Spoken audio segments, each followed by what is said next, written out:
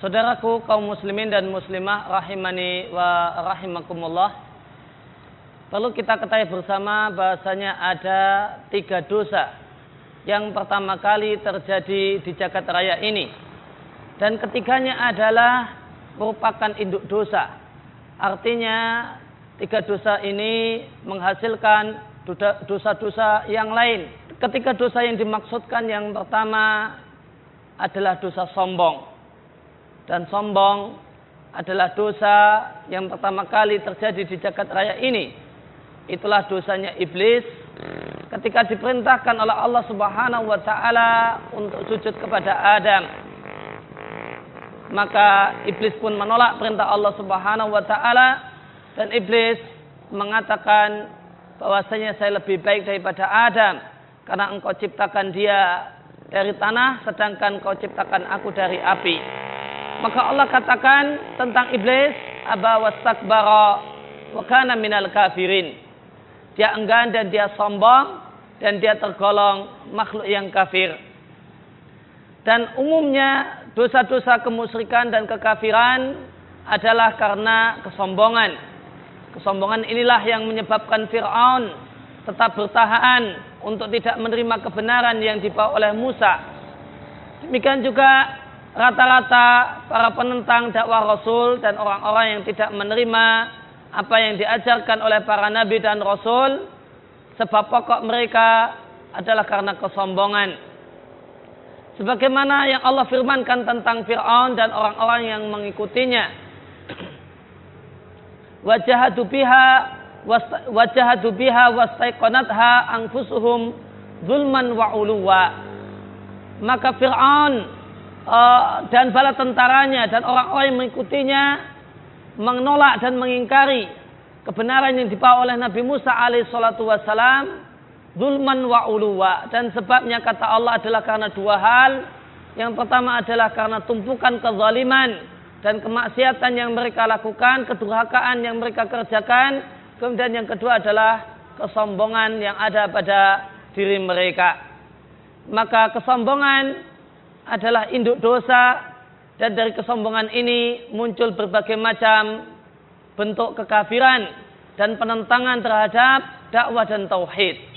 Oleh karena itu maka tidaklah salah seandainya kita katakan bahasanya kesombongan adalah termasuk induk dosa.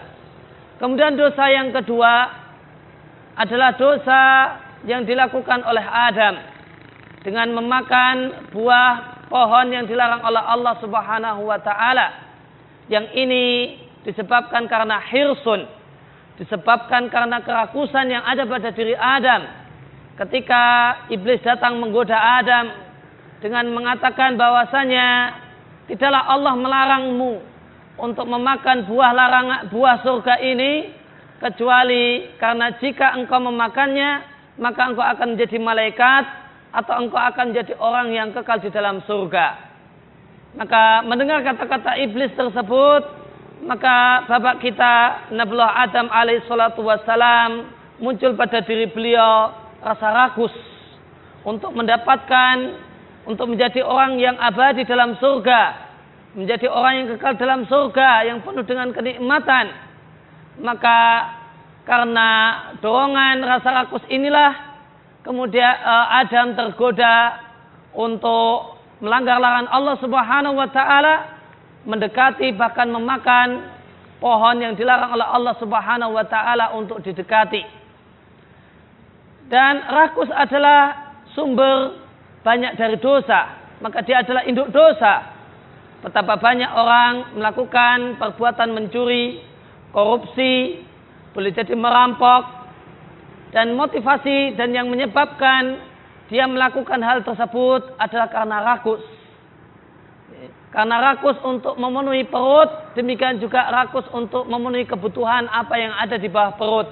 Maka terjadilah yang namanya zina, terjadilah apa yang namanya homoseksual, terjadilah berbagai macam penyimpangan-penyimpangan seksual dikarenakan rakus untuk dan tidak bersabar untuk memuaskan kebutuhan perut dan apa yang ada di bawah perut. Maka karena rakus inilah, maka banyak orang melakukan berbagai larangan banyak orang melakukan berbagai macam kemaksiatan. Yang seandainya mereka mau bersabar dan mereka tahan rakus yang ada dalam dirinya, maka mereka akan bisa selamat dari berbagai macam dosa dan maksiat. Kemudian saudaraku kaum muslimin dan muslimah rahimani wa rahimakumullah, yang ketiga, dosa yang ketiga yang merupakan dosa pertama di dunia ini dan di jagat raya ini adalah dosa hasad. Inilah dosa yang ada dan pelanggaran yang ada pada diri salah satu anak Adam, sehingga dia membunuh saudaranya yang lain. Manakala saudaranya tersebut korbannya diterima oleh Allah Subhanahu wa taala, sedangkan korban dirinya tidak diterima oleh Allah Subhanahu wa taala, maka dia hasad. Kenapa korban saudaraku Allah terima, sedangkan korban diriku tidak Allah terima? Karena hasad inilah kemudian salah satu anak Adam ini melakukan pembunuhan yang pertama kali terjadi di dunia ini. Dia bunuh saudaranya sendiri. Dia bunuh seorang yang satu darah dengan dirinya, satu ayah dan ibu dengan dirinya, dikarenakan hasad.